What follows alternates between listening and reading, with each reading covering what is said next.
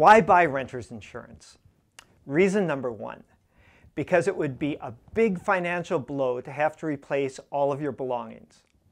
Not true for you? Well, if your bookshelves are made from planks and milk boxes, and you bought your bed on Craigslist, and you bought your clothing at a second-hand store, maybe not. But before you make a rushed decision, list your things and what they would each cost to replace. Add up the numbers. Many people underestimate what it would cost to replace everything. Reason number two, renter's insurance might be a lot cheaper than you expect. Get a couple of quotes. If you've already got auto insurance, be sure to get a quote from your auto insurance company. Many companies offer deals on auto plus renters policies.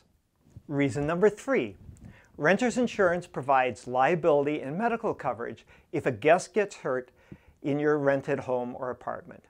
For example, if a friend slips on your rug and breaks her wrist, your policy will pay for her medical expenses, lost wages, and possibly compensation for pain and suffering. However, you, your family members, and your roommates are not covered.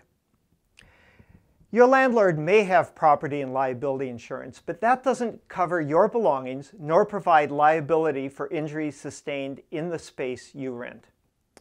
Reason number four, your landlord may require that you have renter's insurance. Many landlords do.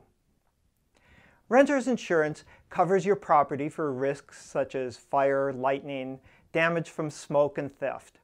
Most renter's insurance policies use the named perils method. That is, they protect against a list of specific perils or risks, and these perils only. If something happens that's not on the list, you don't get paid. An open perils policy protects against any event that's not specifically excluded by the policy. It's possible to buy open perils renter's insurance, but it tends to be more expensive since it covers more things. A couple of things that are not covered with either named perils or open perils policies are earthquakes and floods. Those are going to cost you extra. An important thing to pay attention to in a renter's insurance policy is whether the policy provides for replacement cost value or actual cash value coverage. Let's say you bought a TV 5 years ago with actual cash value policy.